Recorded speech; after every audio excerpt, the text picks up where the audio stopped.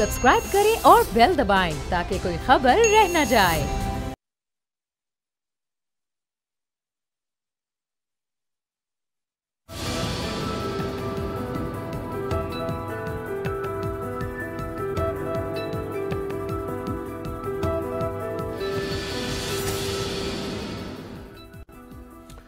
अस्सलाम वालेकुम व्यूअर्स, मैं हूं आपके साथ अमीर अब्बास और आप देख रहे हैं तब्दीली। पाकिस्तान को दरपेश दाखिली और खारजी खतरात और चैलेंजेस को सामने रखते हुए वज़ीर आज़म पाकिस्तान इमरान खान ने यह जरूरी समझा कि जनरल कमर जावेद बाजवा को मजीद 3 साल के लिए पाकिस्तान का आर्मी चीफ बरकरार रहना चाहिए।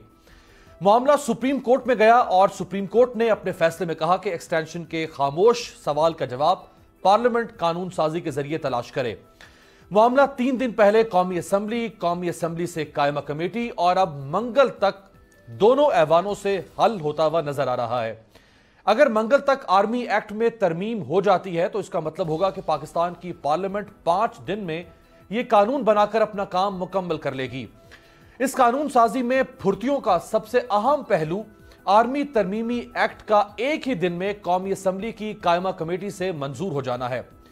एक तरफ तो पाकिस्तान की पार्लियामेंट और उसमें बैठे कानून साजों की ये फुर्तियां हैं और दूसरी तरफ पाकिस्तान के आम आदमी के मसाइल हैं जिन पर इस पार्लियामेंट और इसमें बैठे कानून साजों को इतनी ही जल्दी दिखाने की कभी फिक्र ना हो सकी जितनी इस मामले में हुई। क्या इससे यह साबित नहीं होता कि पाकिस्तान की पार्लियामेंट, इसमें बैठे कानून साजों और हमारे निजाम का पाकिस्तान के आम आदमी से शायद कोई ताल्लुक नहीं? इस पार्लियामेंट और इस निजाम की बेहिसी की एक मिसाल आपके सामने रखता हूं।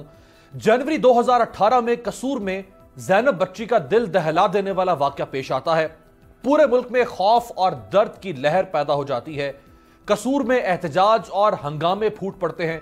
मीडिया और अवाम पार्लियामेंट और उसमें बैठे उस वक्त के कानून साजों को झंझोड़ने की कोशिश करते हैं। लोग इन कानून साजों को बेदार करने के लिए चीखों पुकार करते हैं, दुहाइयां देते हैं कि खुदारा इस मुल्क के मासूम बच्चों को दरिंदों से बचाने के लिए कोई कानून साजी तो कर लो, खुदारा कोई तो इदारा बना दो, खुदारा अपने मखमल और कमख्वाब के बिस्तरों से जाग जाओ। लेकिन ना तो वो पार्लियामेंट जागती है और ना ही उसमें बैठे जमहूरियत के चैंपियंस। आप अंदाजा करें कि ज़ैनब का वाकया जनवरी 2018 में पेश आता है, लेकिन बच्चों की हिफाजत के लिए कानून मंजूरी के लिए 15 माह के बाद अप्रैल 2019 में कौमी असम्बली में पेश होता है। यह कानून 8 माह तक कौमी असम्बली की कायमा कमेटी की फाइलों में पड़ा रहता है और ज़ैनब के वाकये के 23 महीनों के बाद 21 दिसंबर 2019 को ज़ैनब अलर्ट बिल पास किया जाता है।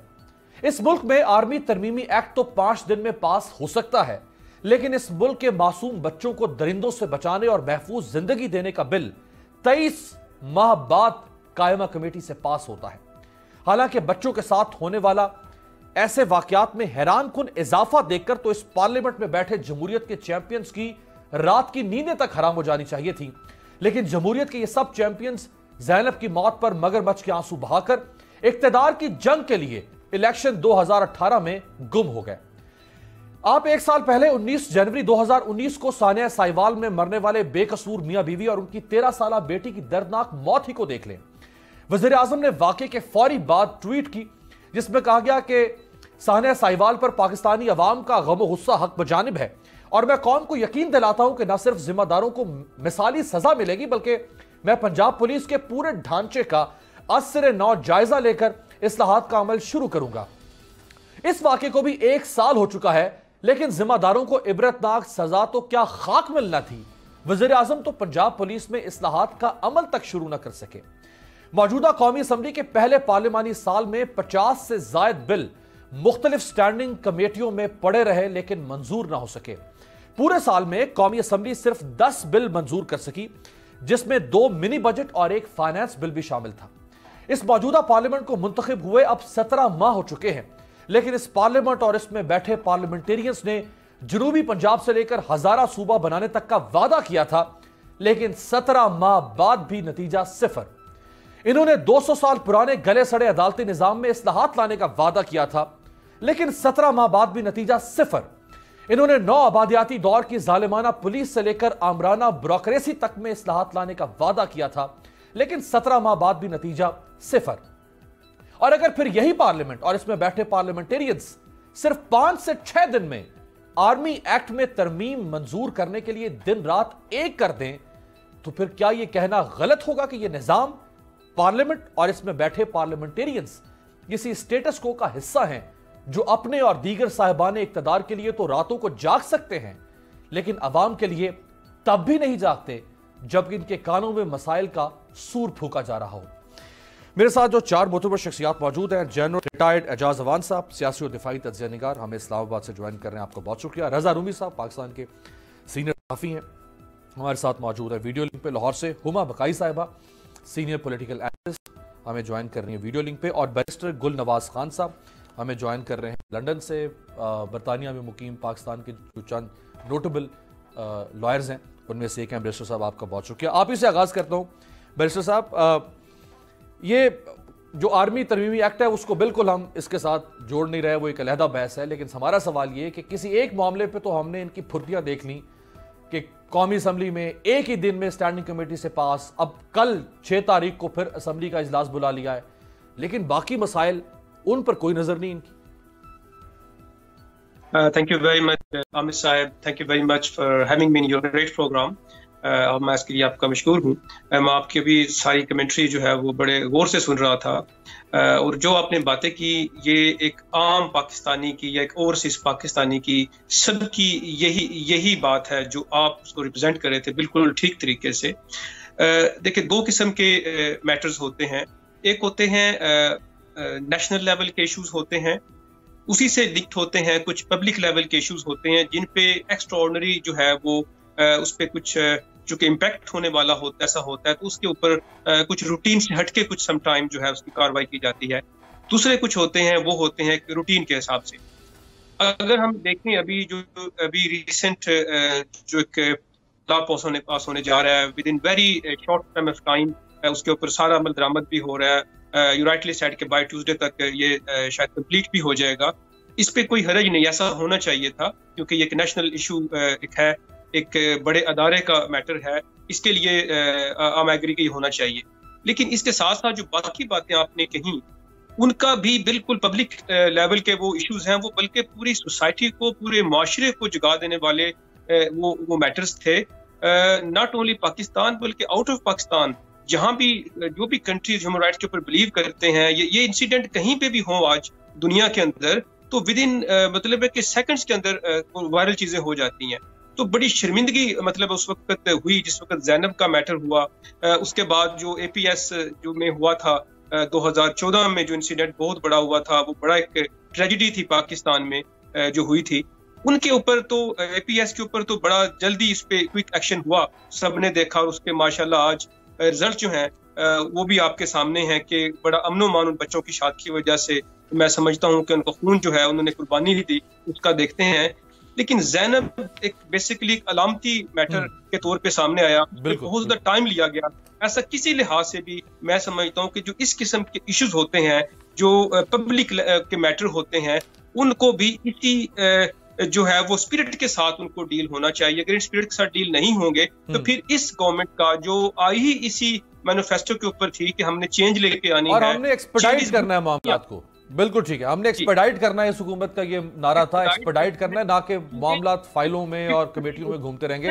हुमा बकाई साहब आपके पास आऊंगा। ये जब इस तरह से देखते हैं कि एक मामले के ऊपर तो पूरी पार्लियामान और सारे हमारे जो मुकन्नना के लोग हैं उन दिन रात एक, उनको बिल्कुल किसी बात की और फिक्र नहीं है कि किसी तरह ये कानून पास हो जाए, बिल्कुल करें, जरूरी है।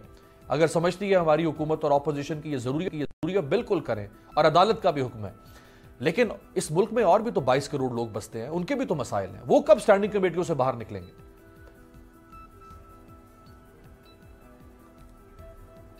देखिए, मुझे बिल्कुल समझ में नहीं आ रहा कि आप इस हवाले से इतना अचंभे का इजहार क्यों कर रहे हैं। ये बात तो 71 में डिसाइड हो गई थी कि पाकिस्तान अब सिक्योरिटी स्टेट नहीं है, डेवलपमेंटल स्टेट नहीं है और सिक्योरिटी स्टेट नहीं है, सिक्योरिटी स्टेट है। तो जो हमारे डेवलपमेंट के एजेंडे हैं वो हमेशा सिक्योरिटी के एजेंडे से सबसर्वेंट रहते हैं।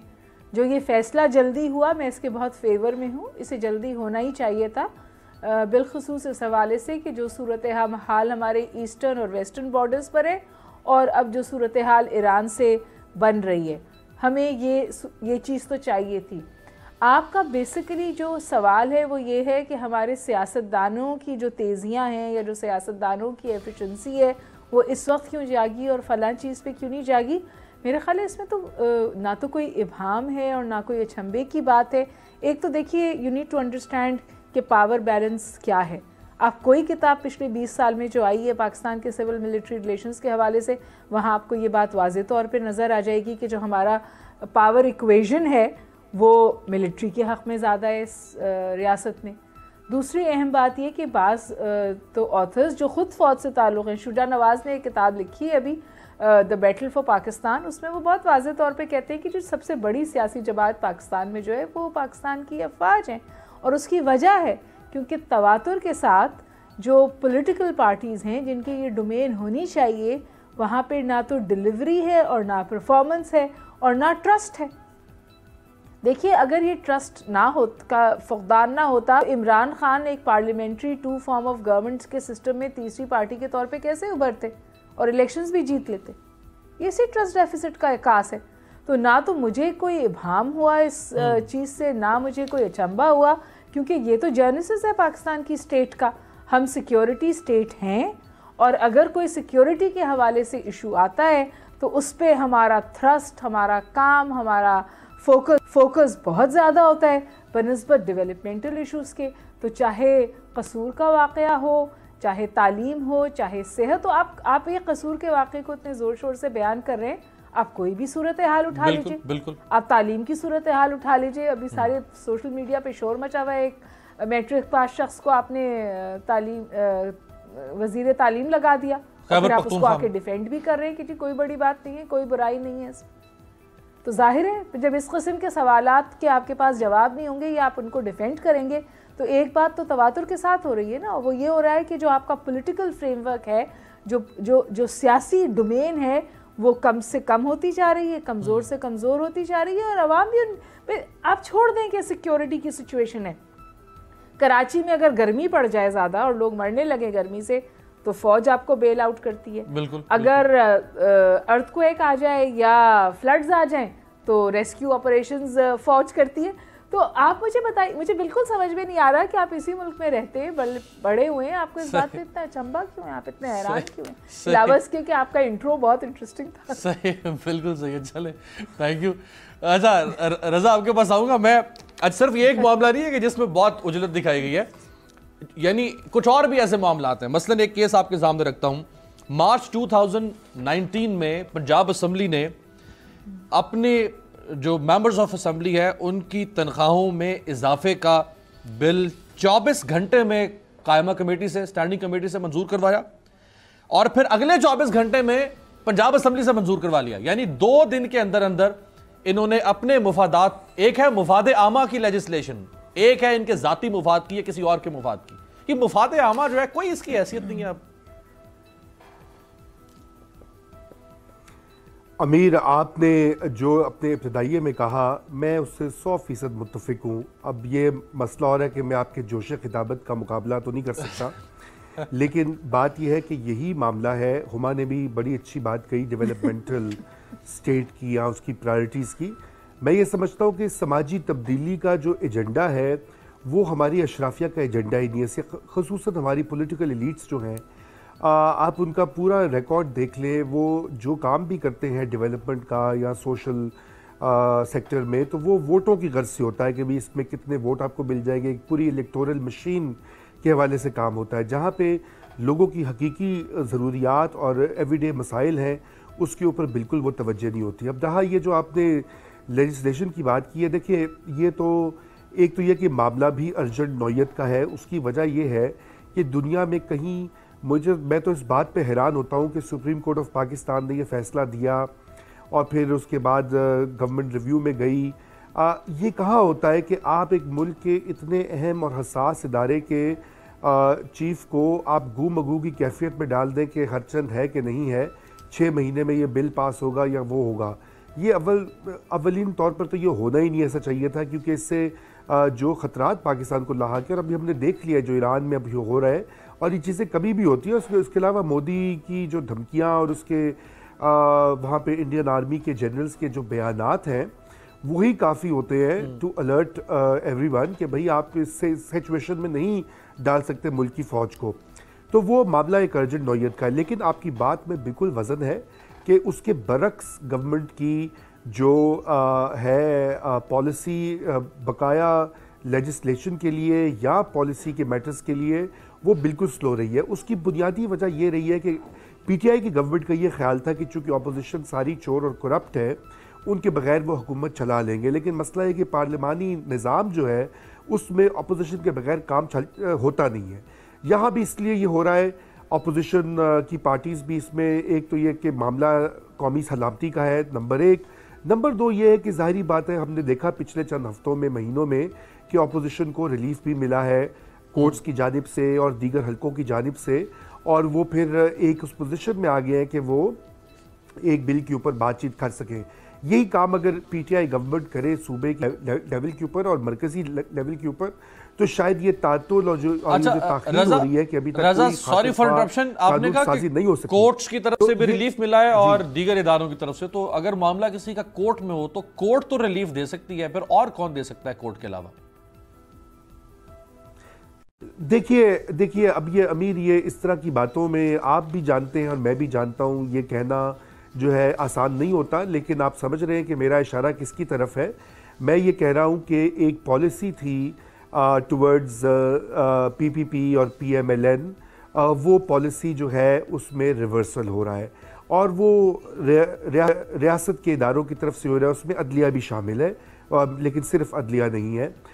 वो पॉलिसी रिवर्स हो गई है। आज से 1 साल पहले हमारा नहीं ख्याल था कि मियां नवाज शरीफ जो है या जरदारी साहब जो है 6 महीने पहले कि वो जेल से बाहर आएंगे भी, क्योंकि इतने सीरियस चार्जेस लगाए गए थे मनी लॉन्ड्रिंग के, वो ओमनी स्कैंडल जो था और फिर ये जो सारी मुकदमात चल रहे थे पैनामा केसेस से मुतल्लिका जिनकी पेशियाँ जारी थी। अब आपने देखा कि मंजरनामा यकसर बदल चुका है। मियाँ साहब मुल्क से बाहर हैं, जरदारी साहब और उनकी हमशीरा और दीगर पीपीपी के लीडर्स जो हैं वो भी जेल से कस्टडी से बाहर हैं, और एक फ़ज़ा वो बन गई है कि जहाँ पर आप जो है किसी भी एक अहम मामले के ऊपर कॉपरेशन हासिल कर सकते हैं। तो ये करना कुछ लोग की पॉलिसी, ये ज़ाहिरी बात है, इस पर बहुत लोग एतराज़ करते हैं। मगरिब में भी जमहूरियत पे एतराज़ होता है इन्हीं बातों की वजह से, हमारे यहाँ भी होता है और कभी ठीक भी होता है, लेकिन इसके बगैर ये काम चलता नहीं है। इस निज़ाम में आपको बार्गेन और कॉम्प्रोमाइज करना पड़ता है राइट। मुख्तलिफ पॉलिटिकल पार्टीज यानी जिसमें ऑपोजिशन बिलखुसूस पीपल्स पार्टी, मुस्लिम लीग नून, अब तक का इनका क्या स्टांस है जो इस वक्त army amendment act 2019 under legislation है, ये ज़रा दिखाएं बिलावल साहब और नून लीग का अब तक का क्या स्टांस है? बैरिस्टर साहब, हुकूमत ने तो चूंकि इसको इनिशिएट किया, हुकूमत ने बिल मूव किया, खुद पहले प्राइम मिनिस्टर एक्सटेंशन दे चुके थे, मामला बाद में सुप्रीम कोर्ट में गया, तो हुकूमत तो जो कर रही है वो हमें नजर आ रहा है कि वो किसी कन्विक्शन के साथ कर रही है कि हुकूमत को लगता है कि हमें ऐसे करना चाहिए और ये जरूरी है। ऑपोजिशन का आपको लग रहा है कि ये कन्विक्शन के साथ अभी कर रहे हैं या क्यों कर रहे हैं? कब सोचा इन्होंने कि हमें ये करना चाहिए और कभी करते हैं फिर रुक जाते हैं? ये क्या लग रहा है ऑपोजिशन का बैरिस्टर साहब? मैं ये समझता हूँ कि ओपोजिशन के ऊपर जो कि लास्ट मोर देन 1.5 ईयर हो गए रफली सो फार गवर्नमेंट के हुए, इसमें से ओपोजिशन और गवर्नमेंट डिफरेंट फेजेस में से गुजरी है। उसमें से बहुत ज़्यादा लोग अंदर गए और फिर बाहर गए। अभी थोड़ी देर पहले यही बात डिस्कस हो रही थी। तो ओपोजिशन के ऊपर भी एक बड़ा प्रेशर है और ऑब्वियसली जो नेशनल सिक्योरिटी है वो एक, और जो फौज है आर्मी हमारी, वो एक बड़े स्टेक होल्डर है गवर्नमेंट के अंदर। ओपोजिशन मैं ये समझता हूँ कि इस चीज पे उनका, हमें थोड़ा सा अंडरस्टैंड करना ओपोजिशन को, वो इस चीज को समझते हैं कि ये पार्लियामेंट में ये चीज डिसाइड होनी चाहिए थी, बल्कि ये नौबत यहाँ तक आनी नहीं चाहिए थी, ये बहुत पहले हो चुका होना चाहिए था, जिसका भी सुप्रीम कोर्ट ने इसको जो है वो स्पॉट किया और इसको कहा कि इसके ऊपर आप लेजिस्लेशन कीजिए, जबकि पहले तो सारा डिस्कशन बेसिस पे हो रहा था। तो अभी एक प्रॉपर एक फॉर्मल वे बन जाएगा। लेकिन प्रॉब्लम होता है ये कि जब ये लोग बिल्कुल डिफरेंट काइंड ऑफ जो एक बयानियां देते हैं, एक स्टेटमेंट देते हैं कुछ दिन पहले और वक्त के साथ साथ चेंज करते रहते हैं, उससे क्या होता है कि आम आदमी कंफ्यूज हो जाता है, वो एक माइंड सेट करता है, उसके बाद फिर दोबारा इनकी स्टेटमेंट्स डिफरेंट हो जाती हैं, तो उससे इनका जो वोटर होता है या जो वर्कर होता है वो बहुत ज्यादा कंफ्यूज हो जाता है। मैं इस चीज पे एग्री करता हूँ कि नेशनल लेवल के मामलात के ऊपर कंसेंसस होना चाहिए, नेशनल लेवल के मामलात के ऊपर एक अंडरस्टैंडिंग होनी चाहिए, ये चीजें क्लियर होनी चाहिए, बिल्कुल इस पे कोई सेकंड ओपिनियन नहीं। लेकिन इसके साथ साथ जो अपोजिशन है या गवर्नमेंट है, उनको एक मेच्योरिटी का इसमें होनी चाहिए बात, क्योंकि कुछ महीने पहले आप इस बात को आपके ज्यादा नोटिस में बात ये है कि बिल्कुल टोटली डिफरेंट इंस्टांस, टोटली तो ऐसे लग रहा था कि बस कुछ भी होगा तो किसी लिहाज से भी सपोर्ट या हमायत नहीं होगी, लेकिन सडनली जो है वो बिल्कुल स्टेटमेंट जो चेंज हुई, उससे क्या होता है कि एक आम जो आदमी है, जो वोटर है या जो वर्कर है, वो इससे कंफ्यूज होता है। तो इस पे मैच्योरिटी का मैं समझता हूँ कि इनको जो है ना वो उससे काम लेना चाहिए। राइट, तो जो आपने कहा कि ये सियासतदान अपना बयानिया, अपना मौक़िफ़ तब्दील करते रहते हैं, तो मैं ज़रा हुमा वकाई साहबा के सामने और आप सबके सामने रखता हूँ। नवाज शरीफ साहब, जब जनरल कियानी साहब पीपल्स पार्टी ने दी, तो उस वक्त 2009 में क्या मौक़िफ़ था नवाज शरीफ साहब का, और फिर नवाज शरीफ साहब जब खुद वज़ीर आज़म थे और वो बरतानिया में गए अपने एक निजी दौरे या सरकारी दौरे के सिलसिले में, तो वहाँ पे उनसे राहिल शरीफ साहब की एक्सटेंशन से मुतल्लिक सवाल हुआ था। दोनों मौके पे नवाज शरीफ साहब का क्या जवाब था? आर्मी चीफ को 3 साल के बाद मजीद एक्सटेंशन मिलनी चाहिए। नहीं, मेरा नहीं ख्याल कि एक्सटेंशन जो है वो एक फिक्स टेन्योर है 3 साल का। 3 साल पूरे करके बाइज़्ज़त जब अपने एक पेशे से रिटायरमेंट हो सकती है, तो उसमें मैं समझता हूँ उस प्रोसीजर को फॉलो किया जाना चाहिए। जिस तरह पाकिस्तान ने दहशतगर्दी के खिलाफ पाकिस्तान ने जंग की है, वो काबिल तारीफ है। क्या इस सारी चीज को मद्देनजर रख के मुस्तकबिल में क्या हम ये सोच सकते हैं या कुछ ऐसी चीज है कि प्राइम मिनिस्टर की मुद्दत मुलाजमत को तोसी दी जा सके? कोई और सवाल, कोई और सवाल, कोई और सवाल। राइट, हुआ बकाई साहिबा राहिल शरीफ के मामले पर उन्होंने कह दिया कोई और सवाल, चूँकि वो उस वक्त थे चीफ, और कियानी साहब के दौर में तो उन्होंने खुल के कहा कि जी नहीं होनी चाहिए।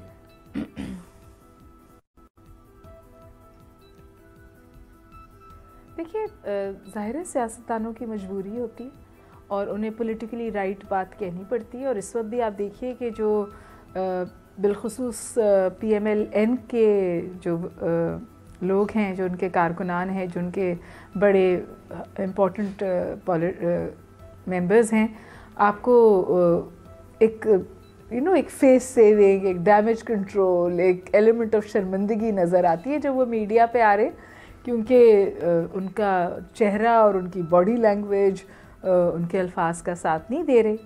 और आपको बिल्कुल साफ तौर पे नज़र आता है कि जो कुछ हो रहा है एक्सरसाइज इन कंपल्शन से तकरीबन यही सूरत हाल आपको पीपल्स पार्टी में भी नज़र आती है। जो लोग ईंट से ईंट बजाते थे, जो लोग बड़ी बड़ी बातें करते थे, जब एक्चुअल वक्त आया टू वॉक योर टॉक, तो वहाँ उन्होंने वही किया जो उनको करना चाहिए था। और ये बहस हटा दीजिए कि ये रियासत के मफाद में था, इस बात पर बहस नहीं है, वाकई रियासत के मफाद में था ये फ़ैसला ये है, ज़्यादा अहम बहस ये है कि क्या जो एक्सटेंशन है उसका फ़ैसला वही लोग करते हैं जिनके पास एक्सटेंशन देने के वो मजाज है, या वो लोग करते हैं जो एक्सटेंशन लेने के मजाज हैं। मेरा ख्याल है ये वो अहम फ़ैसला है जो पाकिस्तान की सियासत में मैं और आप जिसके हवाले से खुल के बात कर सकते हैं। So I don't think it is the decision of the politicians के इस ओहदे में एक्सटेंशन होगी या नहीं। कि डिसीजन का जो कंसेंसस है वो कहीं और बिल्ड होता है और फिर वो इम्प्लीमेंट या उसका इदराक जो है कर लेते हैं सियासतदान और फिर उस पर अमल कर लेते हैं। तो क्या सियासतदान ये बात नहीं कर सकते, लेकिन कि मैं और आप ये बात कर सकते हैं। तो जो देखने वाले हैं, जो ऑब्जेक्टिवली सूरत हाल को एनालाइज करते हैं, वो ये कहते हैं कि ये सेरेमनी और ये फसाड ज़रूर है कि आर्मी चीफ की एक्सटेंशन का फ़ैसला प्राइम मिनिस्टर करेगा, या अब उन्होंने कह दिया कि पार्लियामेंट, देखिए ना, एक सबजेस पैनर था सिस्टम में जो आया जुडिशरी की तरफ से कि जी इसको पार्लियामेंट डिसाइड करे। एक रेस्टलेसनेस भी थी, एक एंग्जाइटी भी थी सिस्टम में, और उसके बाद ये इमीडिएटली एक कंसेंसस डेवलप हुआ कि जी हम इस इंस्टीट्यूशन को डिफाई नहीं करेंगे। आप ये भी कह सकते हैं कि हम इंस्टीट्यूशन को डिफाई नहीं करेंगे या हम इस इंस्टीट्यूशन के साथ हेड ऑन नहीं जाएंगे। तो मेरा ख्याल है, देखिए, ये मैं और आप ये बात कर सकते हैं कि पाकिस्तान के सिविल मिलिट्री रिलेशंस हैं। जब ये सिविल मिलिट्री रिलेशंस ठीक होंगे तो फिर इस किस्म के सवालात उठने भी बंद हो जाएंगे। राइट, एक ब्रेक लेते हैं, ब्रेक के बाद वापस आके रज़ा रूमी साहब से बात करें। अगर सियासतदान इसके मजाज नहीं है तो फिर सियासतदान खुद को जो बहुत टॉवरिंग पर्सनैलिटी बना के कौम के सामने रखते हैं कि हम बहुत बड़े जमहूरियत के चैम्पियन हैं, तो इसका मतलब है कहीं ना कहीं सियासतदानों के अंदर भी इक़्तिदार की हवस और इक़्तिदार का लालच तो मौजूद है कि जिसको वो छोड़ नहीं सकते, और वो बहुत सारे जमहूरी उसूलों पर भी कॉम्प्रोमाइज़ कर जाते हैं। ब्रेक के बाद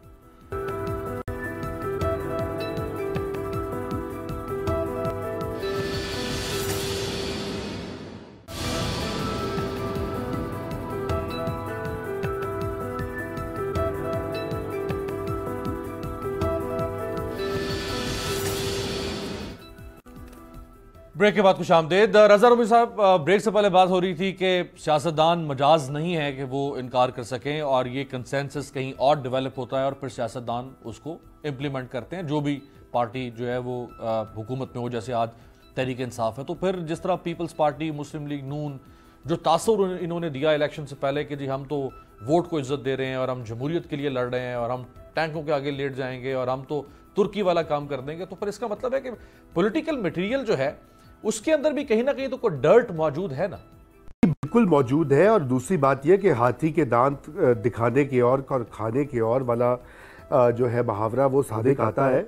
ये रेटरिक अपनी जगह होता है, बयानबाजी जो होती है वो अपनी जगह होती है, लेकिन जब आप हकीकी मानों में काम देखते हैं तो फिर वही होता है जो अब आप देख रहे हैं कि जब उनके पास मौका आता है कि वो वहाँ पर जो वो हर वक्त तकरीरों में कहते हैं हम स्टैंड लेना चाहते हैं, तो उसका फिर अमली मुजाहिरा नहीं होता। ये तो बदकिस्मती से हमारे यहाँ कॉल ऑफ फेल का जो है डिफरेंस वो तो मौजूद है। मगर यहाँ पर जो है मामला कुछ थोड़ा सा और पेचीदा भी है।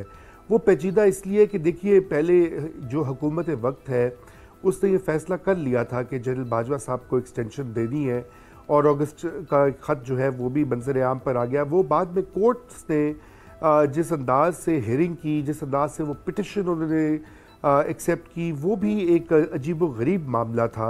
आप उस पर भी देखिए ना कि सिर्फ इसमें सियासतदानों का मसला नहीं है, इसमें अदलिया का भी जो रोल है वो बड़ा मेरे नज़दीक बहुत क्वेश्चनेबल है, क्योंकि अगर उन्होंने मामला कुछ सेटल करना था तो वो कर देते। अब उन्होंने कोर्ट बॉल जो है वो पार्लियामेंट की तरफ फेंक दिया, जो कि मेरे ख्याल से उनके फैसले की रूह के मुताबिक था। तो फिर जब पार्लियामान में बात आनी थी, फिर एक वक्त का फैसला हो चुका है, गवर्नमेंट और आर्मी चीफ का ज़ाहिर बात है उनके दरमियान भी बातचीत हुई होगी, तो उसी को आगे बढ़ाया जा रहा है। मसला यहाँ पर जो सबसे बड़ा है वो ये है कि ये सब चीज़ें, ये छोटी छोटी जो वाक़यात हैं, डेवलपमेंट्स जो है, ये एक बड़ी सियासी अदम इस्तेकाम जो है उसकी कैफियत की तरफ इशारा करते हैं। क्योंकि ये जो अभी मौजूदा ये अरेंजमेंट इन प्लेस है ये सस्टेनेबल नहीं है, क्योंकि ये हचकोले खा रही है। अदलिया की तरफ से कोई अनसर्टन चीज़ आ जाती है, उससे पहले कुछ और हो जाता है। अब खारजी महाज के ऊपर ये जो ईरान वाला मामला है, या खुदा न खास्ता मोदी के जो अज़ाइम है, अगर वो कुछ करते हैं तो हमारे यहाँ इस वक्त कौमी इत्तफाक़ जो है उसकी अशद ज़रूरत है। अगर इस जनरल बाजवा की एक्सटेंशन के कानून के हवाले से कुछ इत्तफाक़ राय पैदा हो गया तो मैं इसको वेलकम करता हूँ। मैं ये समझता हूँ कि ये शायद इमरान खान साहब के लिए भी एक मौका है अपनी रविश बदलने का, और इसी तरह दीगर जो अहम अमूर हैं खारजी और दाखिली, उनके ऊपर भी एक कौमी इत्तफाक़ राय की अशद ज़रूरत है। क्योंकि इस वक्त पाकिस्तान का जो सबसे बड़ा जो मसला और क्राइसिस मैं देखता हूँ वो ये है कि मुल्क पोलराइज्ड है। यानी कि अगर आप पीटीआई के सपोर्टर हैं या एंटी पीटीआई हैं, और आप उस पूरी चीज़ में आप कोई इत्तफाक़ राय किसी चीज़ पे, ना टैक्सेस पे, ना आपने इस्लाहात की बात की, पुलिस इस्लाहात की। देखिए, पुलिस की जो इस्लाहात है, या लोकल गवर्नमेंट की इस्लाहात है, या टैक्सेस की इस्लाहात है, वो भी कौमी इत्तफाक़ राय, अपोजिशन और गवर्नमेंट की वर्किंग रिलेशनशिप के बगैर नहीं आ सकता। अब अगर इसी बहाने ये काम स्टार्ट हो गया है तो इसका खैर मकदम करना चाहिए, और उम्मीद करते हैं कि इमरान खान साहब इसको बाकी जो उमूर हैं वहाँ भी इस तरह की सुरत, तेज़ी और कमिटमेंट दिखाएंगे, जैसे कि उन्होंने जनरल बाजवा साहब की एक्सटेंशन के बारे में वो गवर्नमेंट का कॉन्डक्ट रहा है। राइट। एक और क्राइसिस जो पता नहीं पाकिस्तान उस क्राइसिस में जाएगा नहीं जाएगा, या खुदा न खास्ता को पाकिस्तान के लिए कोई लिटमस टेस्ट बन जाए, लेकिन एक क्राइसिस अमेरिका ने इस वक्त पैदा कर दिया है। हुमा मुकाई साहब, ये भी तला था अमेरिका की एक सीनियर डिप्लोमेट हैं एलिस वेल्स, वो शायद मिड जनवरी यानी इसी महीने के मिड में पाकिस्तान आ सकती हैं। अचानक आ रही हैं, तो कहीं वो माइक पॉम्पियो की जो कॉन्वर्सेशन हुई है चीफ से, उसके फॉलोअप के तौर पे आ रही हों। इसके अलावा एक बड़ी सीनियर जर्नलिस्ट हैं न्यूयॉर्क टाइम्स की, उन्होंने कुछ देर पहले ट्वीट की, ऑथर भी हैं, कि कोशिश कर रहा है अमेरिका मुख्तलिफ मुल्कों को कि वो ईरान को कन्विंस करें कि ईरान रिटेलिएट ना करे, तो अब ये शरारत तो कर दी अमेरिका ने, तो क्या ये अब अमेरिका ये सारा मामला संभाल सकेगा? हुमा मुकाई साहब,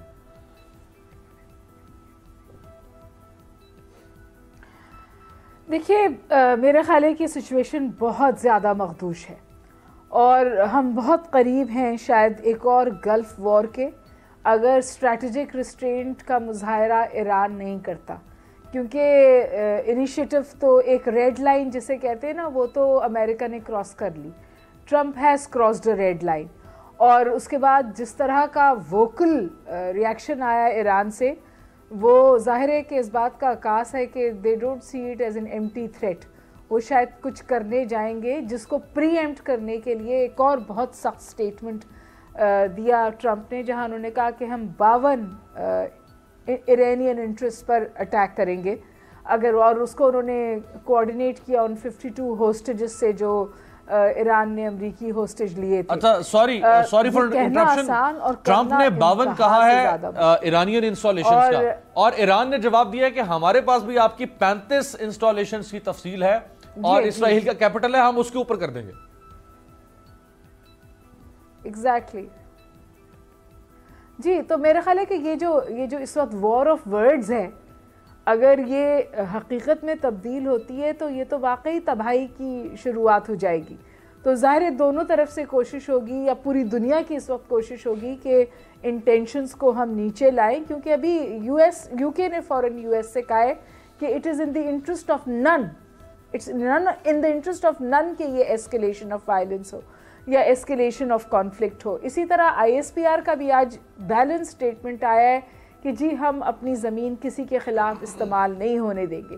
लेकिन उसके साथ साथ एक और चीज़ मैंने सोशल मीडिया पे देखी, और वो है कि ये जिन मिलिट्री लीडर को मारा गया है, सुलेमानी साहब को, उनके हवाले से कोई चीज़ उभरी है कि उनका बहुत बड़ा किरदार था पाकिस्तान में, बलूचिस्तान में अनरेस्ट करने में। तो मेरा ख्याल है कि एक कोशिश है कि एक ओपिनियन बिल्डिंग की जाए और उसके नतीजे में पाकिस्तान को स्क्वायरली US कैंप का हिस्सा बनाया जाए। पाकिस्तान की स्ट्रैटेजिक लोकेशन ऐसी है कि इंगेजमेंट नागुज़ीर हो जाती है। पाकिस्तान ने एक फ़ैसला किया था, इमरान खान साहब ने उसको बरमला कहा था कि अब हम सिर्फ पीस का हिस्सा बनेंगे, हम कॉन्फ्लिक्ट का हिस्सा नहीं बनेंगे। तो मेरा ख्याल है कि इस वक्त इट्स अ डेवलपिंग स्टोरी, अभी सूरत हाल उभर रही है, बन रही है, लेकिन फिलवक्त तो पाकिस्तान ने न्यूट्रलिटी का भी इजहार किया और इस बात का भी इजहार किया है कि UN चार्टर को ऑब्जर्व करना चाहिए। लेकिन बहुत मुश्किल सूरत हाल अमेरिका ने छेड़ी है, इंटरनली भी इम्पीचमेंट के उनके मसले हैं। अगर आपको याद हो, क्लिंटन ने भी ये करने की कोशिश की थी, थोड़ी हाफ हार्टेड कोशिश थी, लेकिन जब वो बिल्कुल इस मखमसे में फंसे हुए थे इम्पीचमेंट के, तो he also wanted to initiate a war.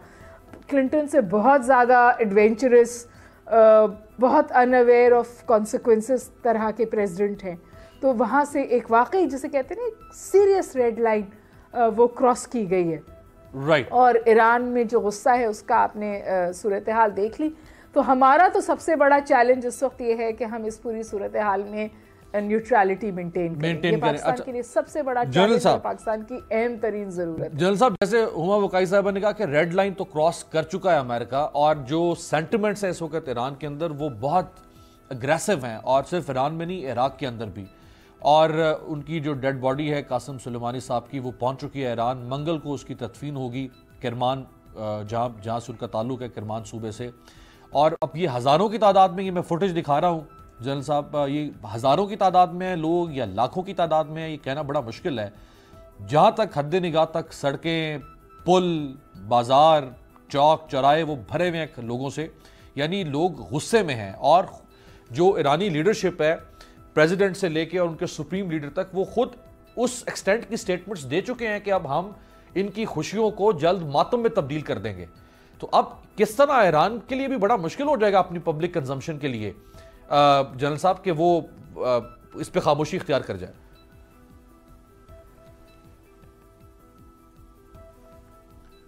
Thank you very much. मेरे पास मैं समझता हूँ लीडरशिप का रोल यही होता है कि पब्लिक सेंटिमेंट को एक डायरेक्शन देना, चैनलाइज करना, या उनको सुप्रेस करना नहीं कहूँगा, बल्कि उन लोगों को, आवाम को अपने साथ लेकर चलना, उनको बेहतर रहनुमाई प्रोवाइड करना ही एक्चुअली लीडरशिप का चैलेंज होता है। यकीनन जैसा कि अभी हुमा बकाई भी कह रही थी कि अमेरिका ने एक रेड लाइन क्रॉस की है, और जिस हठधर्मी और दलेरी से उन्होंने की है, उन्होंने कोई ऐसा अभाम नहीं किया। उन्होंने कहा जी हमने ये टारगेटिंग की है और मजीद नुकसान को बचाने के लिए या अमन की तलाश में या लोगों को सिक्योर बनाने के लिए की है। वेल, ये कितना भोंडा उनका क्लेम है, ये तो हम उनके माजी से देख लें कि उन्होंने जब लोगों को महफूज कराने के लिए कदाफी को रिमूव कराया तो लीबिया कितना महफूज हुआ, सदाम के जाने से इराक कितना महफूज हुआ। तो ये तो उनके खैर क्लेम है उसमें, लेकिन उन्होंने यकीनन एक चैलेंज ईरान को ज़रूर पोज किया है। लेकिन मैं समझता हूँ ये स्ट्रेटेजिक रेस्ट्रेंट का टाइम है, क्योंकि मेन लैंड ईरान अटैक नहीं हुई है। इनके जो बहुत अहम पोजीशन पर फायज, जो ईरानियन रेवोल्यूशनरी गार्ड के जनरल थे कासिम सुलेमानी, उनको टारगेट किया गया है। लेकिन उनका बगदाद में मौजूद होना और वहां पे टारगेट हो जाना इनको इनफ स्पेस देता है ईरान को कि वो अपनी बैटल को घर में ना लेकर आए। जनरल साहब, सॉरी फॉर इंटरप्शन, मुझे एक शॉर्ट ब्रेक के बाद वापस आप ही के पास आऊंगा, आप यहीं से कंटिन्यू कीजिएगा। एक शॉर्ट ब्रेक के बाद वापस आते हैं जनरल साहब के पास।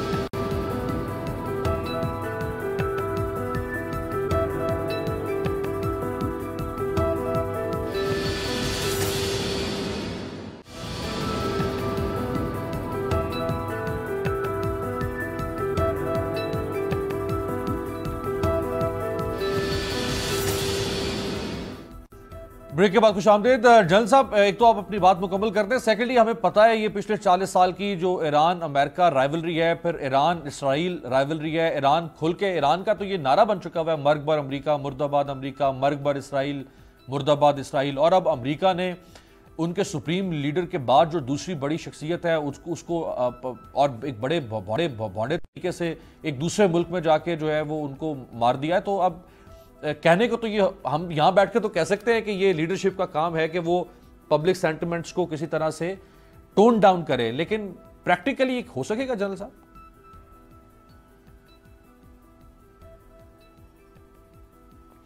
अमीर अब्बास, मैं यही बात कह रहा हूं कि देखें, उसमें जो ईंट का जवाब पत्थर से जिसे हम मुहावरतन कहते हैं, वो एक ताकतवर मुल्क का प्रेरोगेटिव तो है, लेकिन एक वो साइड जो मिलिटरीली, मुआशी एतबार से और पॉलिटिकल इन्फ्लुएंस के एतबार से एक छोटा मुल्क है, वो पंचिंग अबव द वेट उसकी प्रेरोगेटिव नहीं होता, या ईंट से पत्थर का जवाब उसका प्रेरोगेटिव नहीं होता।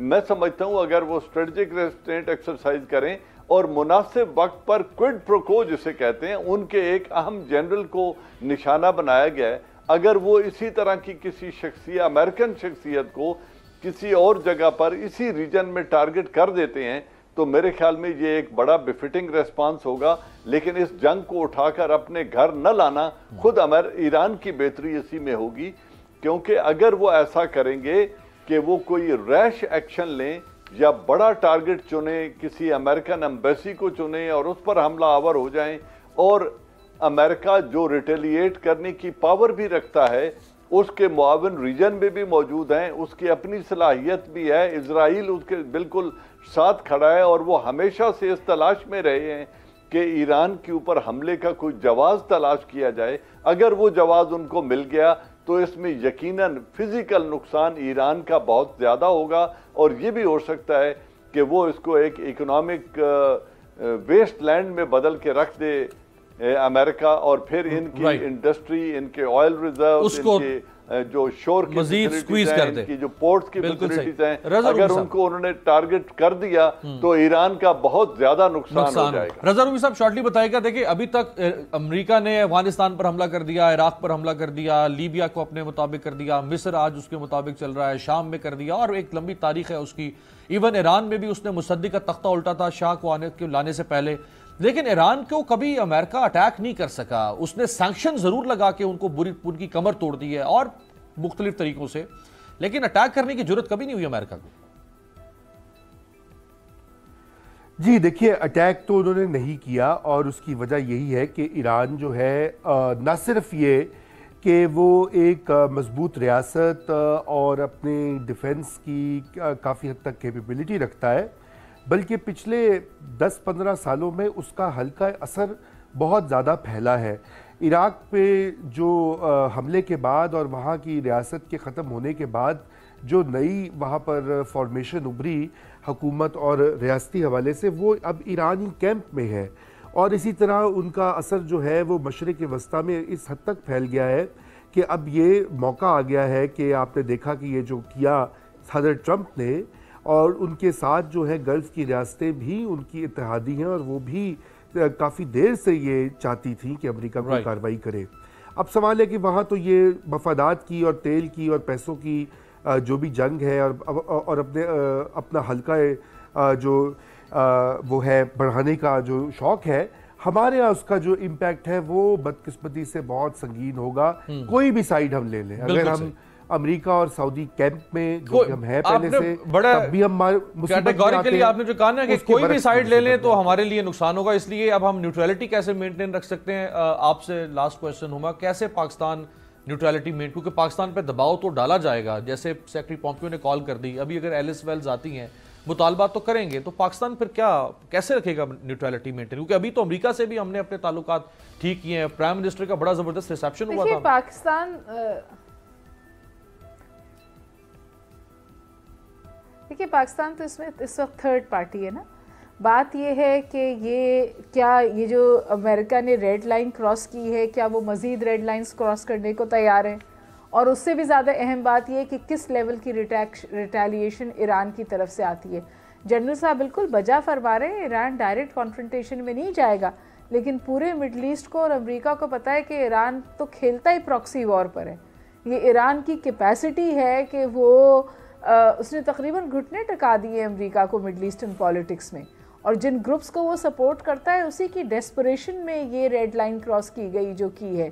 The general who was killed, he was known for orchestrating these proxy wars and keeping the war out of Iranian soil। मतलब ईरान से जंग को बाहर रखते हुए ईरान की जंग लड़ी है। इस आदमी का ये सबसे बड़ी बात थी, इसके लिए इसको बहुत थैंक यू सो मच, बहुत बहुत शुक्रिया हुमा बकारी साहिबा, जनरल जाजवान साहब और रजा रूमी सत्ते, बैरिस्टर गुलनवाज खान साहब। आपसे मुलाकात होगी अगले हफ्ते, देखते रहिएगा तब्दीली।